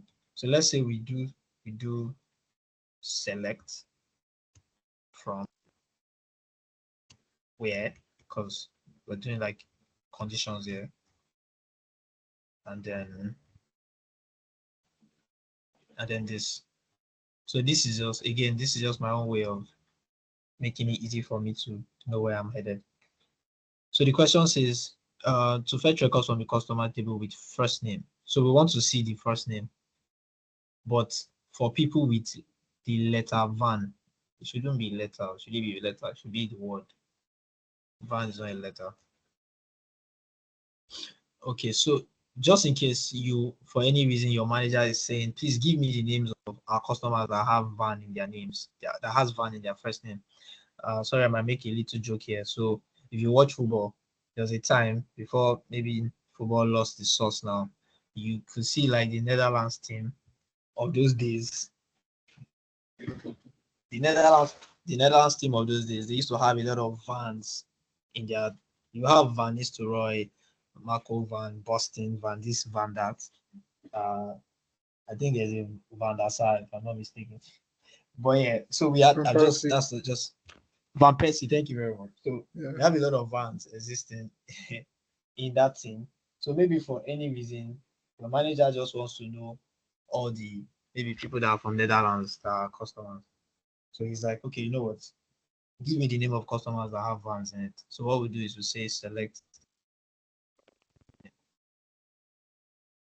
Okay, again, this one, the interest might not work because we've not specified the table. So I think it's from the customers table, and that should be in the sales schema. Sales of customers, first name, and where I think it says the first name here, where the first name has van in it. So this time I'm going to be saying, I don't mind where the van is located, whether the van is in the middle, whether the van is starting it. whether the van is at the end. So I'm putting the special character to say that it should run irrespective of where the van is positioned. So that's why special character is at the beginning and the end. So if you run this, although I think it's interesting that we see other things, not just the first name. Let's also see the last name. I think, right? So you just get to see something interesting. So yeah, so this gives us, so we have van. If you look at it, there's a van in the middle here. There's a van ending here. So irrespective of where the van is located, vans are pulling up. Do we have any question?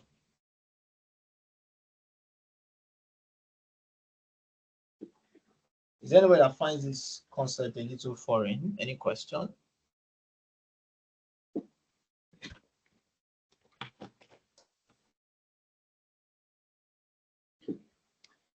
Sorry guys, can I take a quick 1 minute water break? Is that fine by us? Because I seem to have been talking for a while. I think I want to drink water. Is that fine by us, please?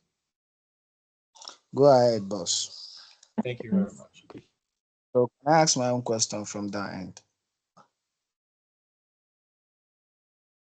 Oga Shadrack don't come out.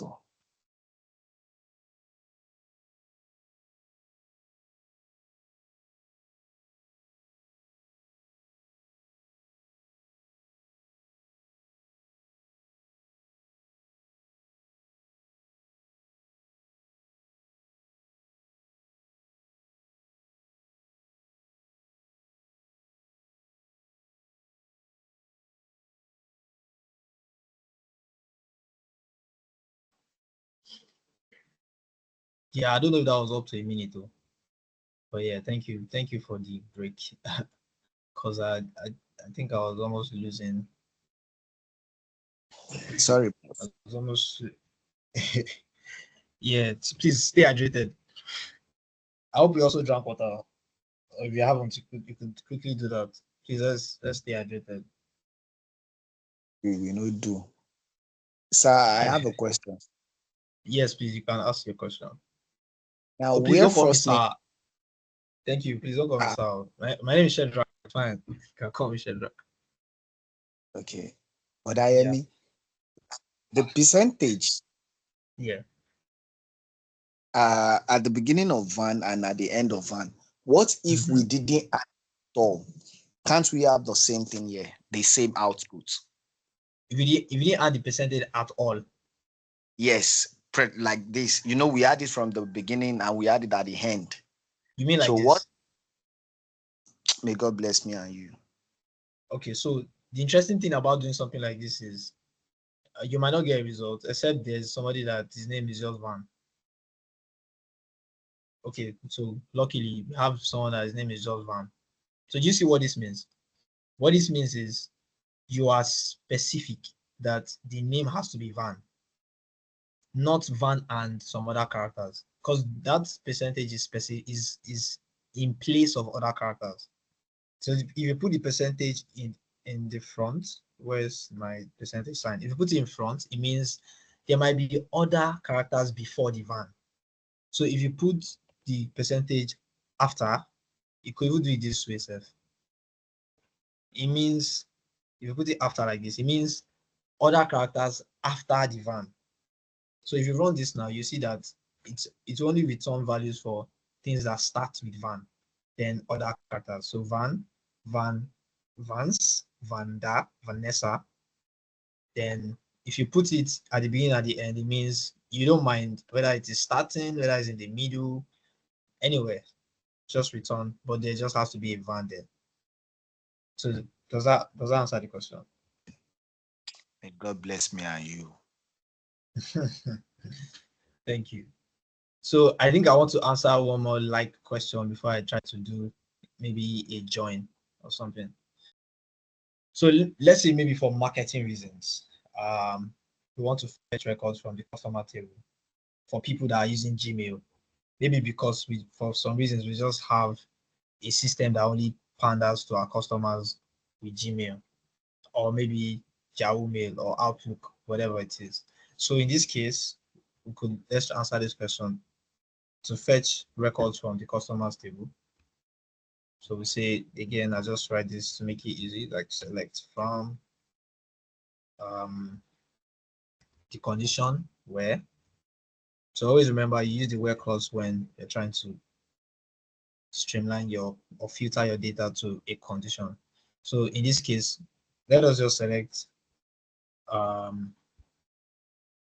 let's select should I say all of it? Maybe not all of it. Okay, let me specify the table first. Select the customers from the sales table, from the sales schema customers table. Let us select their first names. Let's know what their names look like. Their last names, the emails, because we want to filter by the emails. Then maybe their zip code for some reasons. Where the email is like Gmail. It's like if it's Gmail, just it doesn't matter what is before or after. So far there's Gmail in the mix. I don't think anybody has asked me if this thing is case sensitive or not. All right. So this gives all the people that have like Gmails in their name. Gmail. So again, maybe for marketing reasons, we just want to target Gmail guys for whatever reasons. You could answer a business question with just this simple line of code. Again, you can play around with this. There's a lot of questions that can be answered here, which I don't think I want to delve into now because I think I have maybe 15 minutes or 17 minutes to go. So I think I want to talk about joins. Again, there's a lot of interesting questions. I really wish I could do all of them because these questions were just coming from my head, I just kept trying to answer some business questions from my head. All right. So let's say SQL joins. Let's talk about joins. We did introduce joins in the class. I think we should try to see how that works from the bike store data. So so the first question I wrote here says all the data from the stores table and all the data from the stock table. So we have two tables here. Stores table, stock table. If I look to the left hand side of my of the tables, I could see that the stock table is in the production schema and the what else? The stores table is in the sales schema. So we definitely want to do a join here because but first of all, I mean, before our manager is asking us that we want to see a combination of the stores table and the stock table, we have to go to the schema first to even see if there's a relationship between them. Okay, there seems to be one. So there's a primary key in the stores table and foreign keys in the stock table. So a very good direct relationship between them. So it means that we just have to join them on the relationship that is existing between them. So let's quickly do that. So again, I might just write my my code the way that is easy. I'd write this select the from. I know I'm doing a join and I have to specify the relationship on something. So it says the question says we should pull all. So remember when we're pulling all columns, we have to use the asterisk. But first of all, let's specify the tables. Left table, right table. So the left table in this case should be that's table 1, table 2. So left table in this case, remember this is an inner join. Just to remind us, this is an inner join. So whenever you just specify the join, is an inner join. But if you want it to be a left join, then you have to, okay, we'll see that in a bit. So, but this is an inner join. So this will return just matching records in both tables. So let's specify the first table. So the first table says sales.stores based on what I can see on the left hand side, and then the right table should be production.stocks. Then the relationship where they exist on, very important. So if we go to the schema, I can see that the primary key is the store ID because of this primary key icon, and the multiple key or the foreign key here would also be the store ID.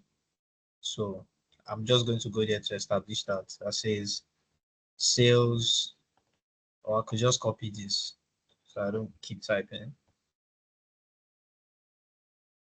Sales or store dot, I think we said store ID if I'm not mistaken, and production dot stock and also store ID. So that is the relationship that exists between them, the primary and secondary keys. Now we want to pull all the data from each tables. So it's like the data dot the star, then the other table too, all the data from there. Okay, so this, I really hope the way I'm writing it makes it easy to understand. And then you execute this. So you get to see all the data. We have about 939 of them. All the data that exists in both tables based on the relationship between them. So with this, you can quickly see our answer and maybe just glance through something or whatever reason why you wanted to combine this. Maybe to see the quantity of bikes that is coming from, or that I think the question says in stock. Okay, so it's like the quantity of bikes we have in stock based off the Santa Cruz store and so many other information that you can just try to answer from there. You could take this further though, do like some aggregation, but that's not why we're here. All right, so let's try to answer another business question. But this time I want to show us aliasing. I want to answer the next question, but no, let's go to aliasing. So I want to show something about, so aliasing is trying to give a name to a column temporarily though, because it's not going to change the name of the column in the database, but just for your own use case and also for readability. So if you want to alias a column, let's say we have the same store. Let me just copy this so it's easy. I don't have to go over it again. So let's say I copy this. But this time I want to alias it and say the sales.store should be aliased as S. So it means that wherever I want to reference this table, the stores table, I could just simply use the S word, or let me just say STO. Then I could do the same for the stocks table. Okay, they seem to be having the same initials. Let's use STR for this guy. And let's use, okay, we can't use STR. It seems to be a reserved word. Let's just use ST. Then let's use STO for this guy. So what it means is in this whole table, I don't have to keep repeating the name of the tables. I could just reference them and say, you know what, this guy should be ST. This table here should be ST. And this table should be STO.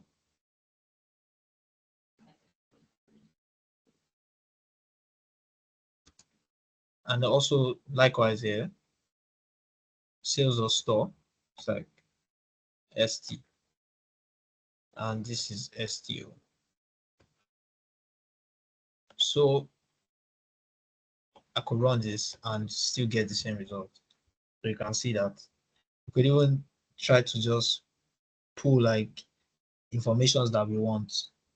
Say we just want store name. Let's say in this case, I just want to see the store name. And in the other table, I just want to see the quantity. So I could do this and you could see it. So aliasing helps to, you can see that this is a way shorter method of writing it than writing or spelling out the whole table as opposed to shortening it to ST. So that's what aliasing does. Helps to make it a little, interesting. I'm thinking of answering a more complex question now. Custom colons. Let's try to answer a more interesting question. Let's say, okay, I want to know the name of staffs that maybe give a discount that is greater than 0.5 on the items that were ordered in this bike store. So maybe for some reason, I just want to know those staffs. Maybe they are the ones that are bringing more sales for us or putting us in trouble. Because why are they giving out discount greater than this? So, but whatever, for whatever reason, this is the information I want to retrieve. So if you want to do this, I'll go over to my schema and check the names of the staff and also check where the discount table is.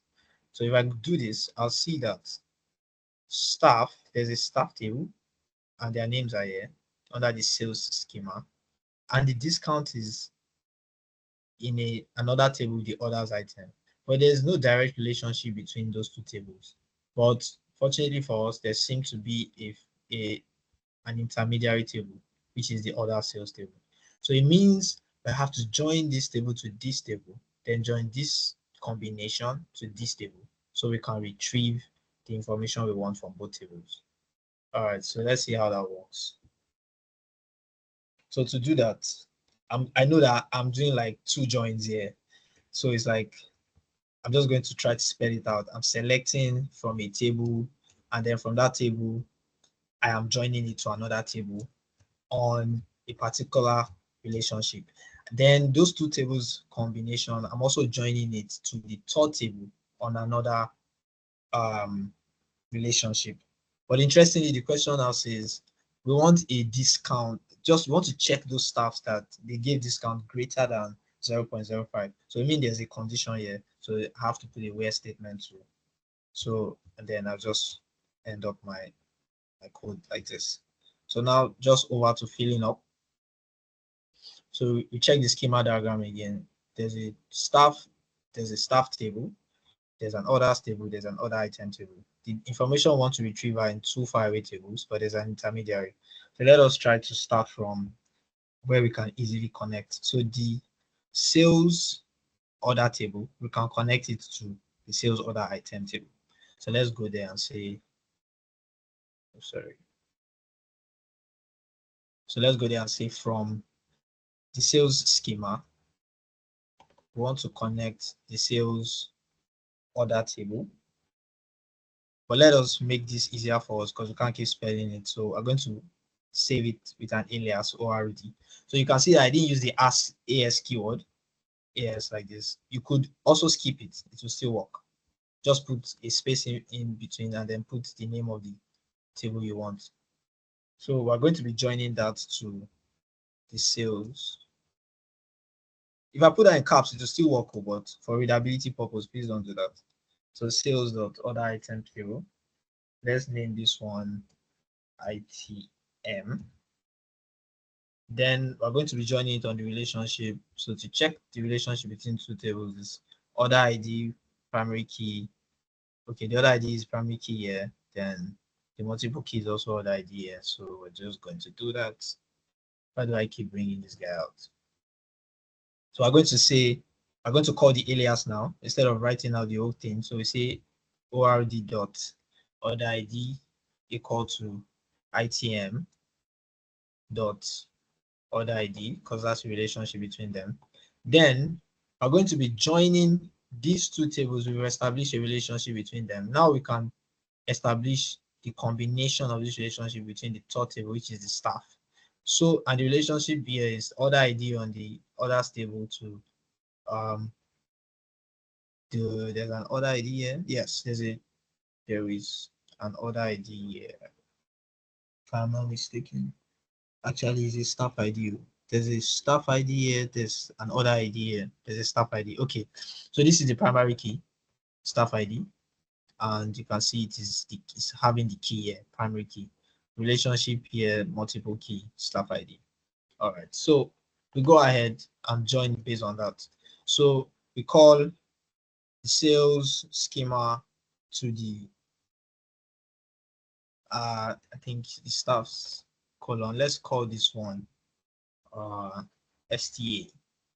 Then let us join it on, let's say, STA dot staff ID equal to ORD dot staff ID. So that's the relationship that exists between the three tables. Now remember, the columns we want to get out is the name of those staffs. From the staff table, STA dot first name. Let's also just get their last name so we can get their full government name and last name. Then the discount, which is in the ITM table. So the discount, because that's in the other item table. We check the schema, the discount is right here in the other item table. Then you could go ahead and now specify the condition that says where this table, where this table is greater than 0.5, because that's the condition. 0.05, sorry. Yeah, so if you run this, you get to see it. So these are the staffs that are probably putting us in trouble or helping us, because they keep giving discounts greater than 0.05. So yeah, this is a perfect example of a join that I did on 3 tables. We could answer more questions. I tried to do that here and say the first name and last name of the customers who ordered. Okay, no, I think I said what dates were the discounted orders in the previous question placed. So we could go ahead and say we want to know the dates that these staffs give out those discounts. Maybe we could just copy this to save time. Maybe for some reasons, maybe some of them favor giving out those orders on maybe on a Tuesday, or they just have like a particular day where they like giving out the orders. So you could check that. I think the date should be somewhere here. Order date in the orders table. It was like ORD dot order date. So we could run this and we see the order date. It seems to be more frequent than I can imagine. It's like on the first, like this Mireya person just gave out quite a lot of discount on the very first day of the year, trying to put us out in business. Anyways, maybe I'm just saying this from a manager perspective, but again, this is just to show us that you can answer very complex business questions with SQL. You can do quite a lot. I'm so sorry. I think I'm supposed to take questions, but it's like I'm right on time. There's a lot of questions that I prepared. I did put in a lot of time for this class, but yeah, we don't have enough time to go through all my questions. I could share this file with you if you don't mind. If Palumi also doesn't mind, I could share my slides with you. I think I'm going to stop here for now. And then hopefully we have another class where I get to show you how to do aggregates and maybe date functions. It was a pleasure sharing a little bit of what I know with you guys. Again, you can always hit me up on LinkedIn, on Twitter. I'd be ready to take on your questions. So thank you very much for having me. All right, all right, all right, all right. Thank you very much, Shadrack. So everyone, I want us to appreciate Shadrack for the amazing session. Yeah, he gave us a lot during the session. Let's appreciate Shadrack for that. It's not easy to put all this together, and then I know he actually put in a whole lot of work for this session, and then we really, really, really do appreciate that. All right, do we have any question for Shadrack? Any question? Any question?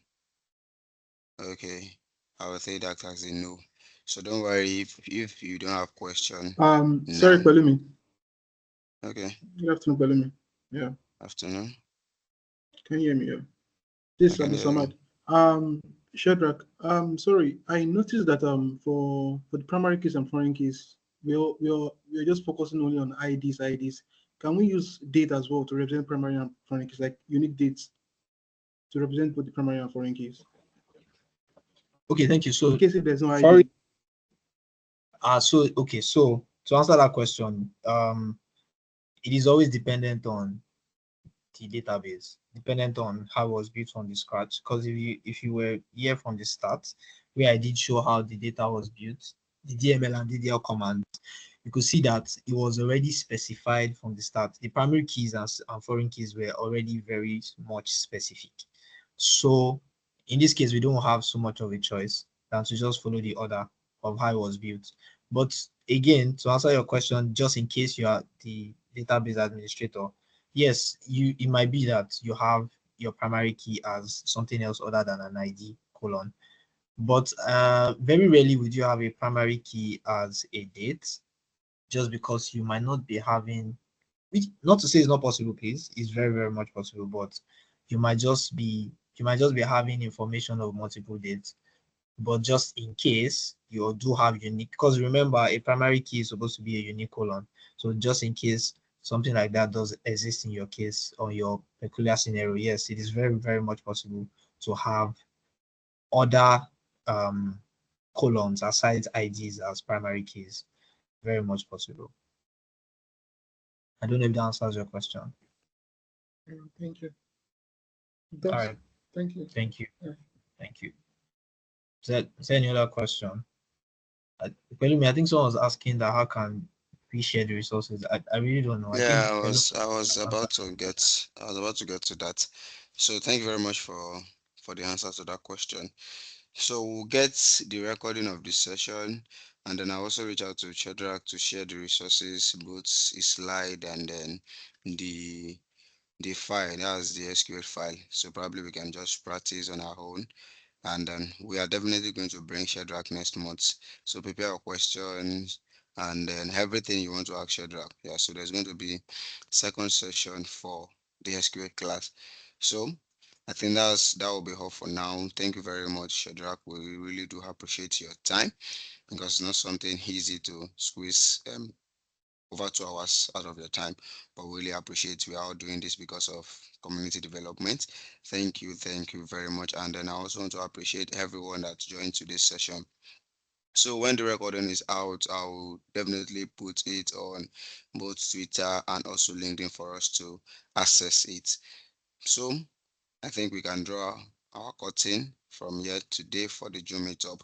Thank you everyone for coming around. Let's do it to enjoy the rest of our evening. Bye everyone. Thank you guys for coming by. Thanks.